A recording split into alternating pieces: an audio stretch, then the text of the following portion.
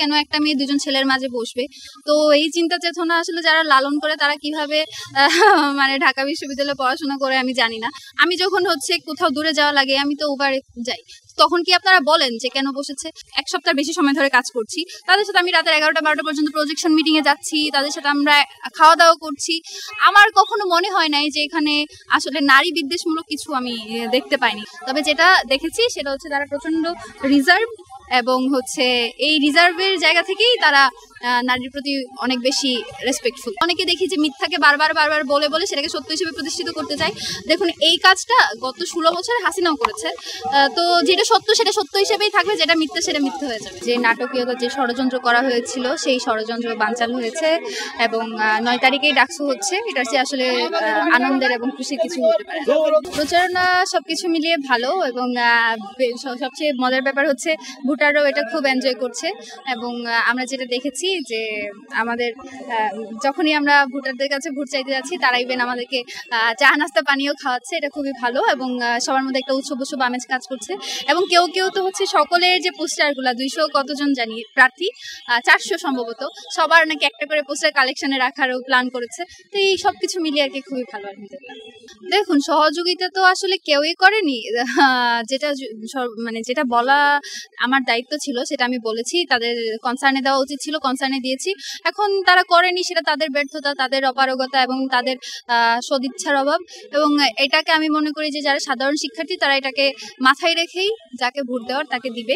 এবং এই যে বট আইডি বলেন কিংবা বট ফোর্স বলেন কিংবা হচ্ছে এই যে একেবারে কিছু কিছু দলীয় সমর্থকরা যেটা করে, সেটার জন্য সামগ্রিকভাবেই একটা উদ্যোগ নেওয়া প্রয়োজন। যেটার উদ্যোগ নেওয়ার জন্য আমি সকলের কাছে অনুরোধ জানিয়েছি, এবং দেখা যাক শেষ পর্যন্ত তারা এই ব্যাপারে কতটুকু আগায়।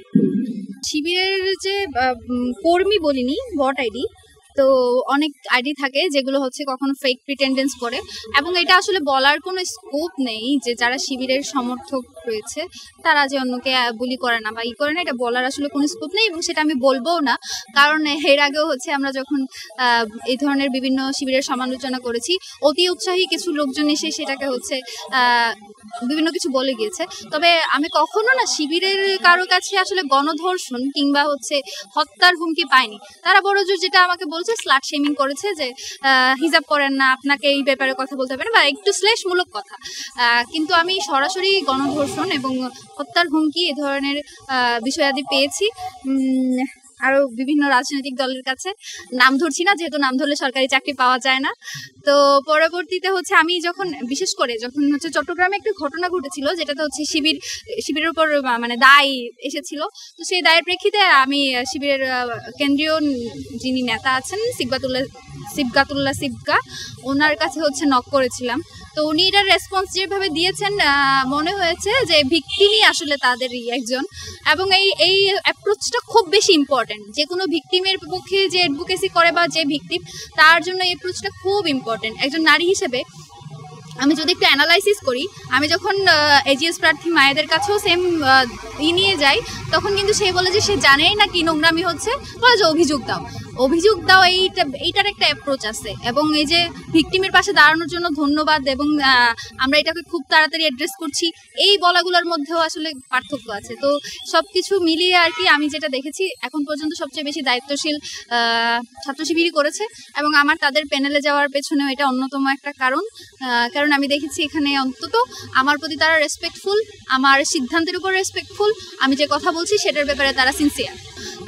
সেটা আপনারা গতকালকের হচ্ছে সংবাদ সম্মেলনে দেখতে পেয়েছেন। এটাকে অনেকভাবে ফ্রেম করার চেষ্টা করছি, কেন একটা মেয়ে দুজন ছেলের মাঝে বসবে। তো এই চিন্তা চেতনা আসলে যারা লালন করে তারা কিভাবে মানে ঢাকা বিশ্ববিদ্যালয়ে পড়াশোনা করে আমি জানি না। আমি তো আবার ক্লাসেও আমার সহপাঠীদের পাশে বসি। আমি যখন হচ্ছে কোথাও দূরে যাওয়া লাগে আমি তো উবারে যাই, তখন কি আপনারা বলেন যে কেন বসেছে? আচ্ছা, যদি এখন এরকমও দেখতে যান যে তারা তো ইসলামিক রাজনীতি করে, দেখুন তারা ইসলামিক রাজনীতি করে, খুব ভালো কথা, কিন্তু তাই বলে কি তারা এখন যারা হিজাব করে না তাদেরকে আন্ডারমাইন করবে, তাদেরকে হচ্ছে মানে তাদের প্রতি একটা শ্লেষাত্মক বা তাদের প্রতি একটা বিদ্বেষমূলক আচরণ করবে? এটাই কি আপনারা এক্সপেক্ট করেন? আমার তো মনে হয় না ইসলামে কোথাও এ ধরনের কোনো হচ্ছে মানে এই ধরনের কিছু প্রমোট করে। তো সেই জায়গা থেকে আমি তাদের ব্যাপারে যেটা বলতে চাই, আমি তাদের সাথে গত এক সপ্তাহ বেশি সময় ধরে কাজ করছি, তাদের সাথে আমি রাতের 11টা-12টা পর্যন্ত প্রজেকশন মিটিংয়ে যাচ্ছি, তাদের সাথে আমরা খাওয়া দাওয়া করছি। আমার কখনো মনে হয় নাই যে এখানে আসলে নারী বিদ্বেষমূলক কিছু আমি দেখতে পাইনি, না কারো বক্তব্যে না কারো অ্যাপ্রোচে। তবে যেটা দেখেছি সেটা হচ্ছে তারা প্রচন্ড রিজার্ভ, এবং হচ্ছে এই রিজার্ভের জায়গা থেকেই তারা নারীর প্রতি অনেক বেশি রেসপেক্টফুল। না, শিবির তো আসলে মেয়েরা করতেই পারে না, হিসাব পরে তো কথাই আসে না। ছাত্রী সংস্থা তাদের তো আসলে আইডিওলজিটা এটা তাদের কাজের জায়গাটা, এটা তারা হিসাব করবে, এটাই তাদের কাজের জায়গা। তো আমি তো আসলে শিবিরও করি না, ছাত্রী সংস্থা করি না, কিন্তু ওদের প্রতি আমার রেসপেক্ট আছে, এবং আমারও এক্সপেকটেশন যেটা যে তারা আমাকে রেসপেক্ট করবে, এবং সেটা আমি পেয়েছি। এখন অনেকে দেখি যে মিথ্যাকে বারবার বলে বলে সেটাকে সত্য হিসেবে প্রতিষ্ঠিত করতে চায়। দেখুন, এই কাজটা গত 16 বছর হাসিনাও করেছে। তো যেটা সত্য সেটা সত্য হিসেবেই থাকবে, যেটা মিথ্যা সেটা মিথ্যা হয়ে যাবে। দেখুন, এক্সপেরিয়েন্সের একটা জিনিস ম্যাটার করে, তো সেই ম্যাটার করার জায়গা থেকে গত 10 দিনের যে এক্সপিরিয়েন্স হয়েছে সেটাতে আসলে আমি কোনো ধরনের ফেক প্রিটেন্ডেন্স দেখতে পাইনি, মেগি কিছু দেখতে পাইনি। তো সেটা একেবারে সাবলীল, এবং তাদের ভেতর থেকে যেটা আসে একদম অর্গানিক। তো সেই জায়গা দিয়ে আমার মনে হয় না শুধু আগামী 1 বছর কেন, সারা জীবনও যদি বাংলাদেশের স্বার্থে তাদের জন্য কাজ করতে, তাদের সাথে নিয়ে কাজ করতে হয়, আমি তাদের সাথে থাকবো এবং তারাও আমার সাথে থাকবে, এটা এক্সপেকটেশন।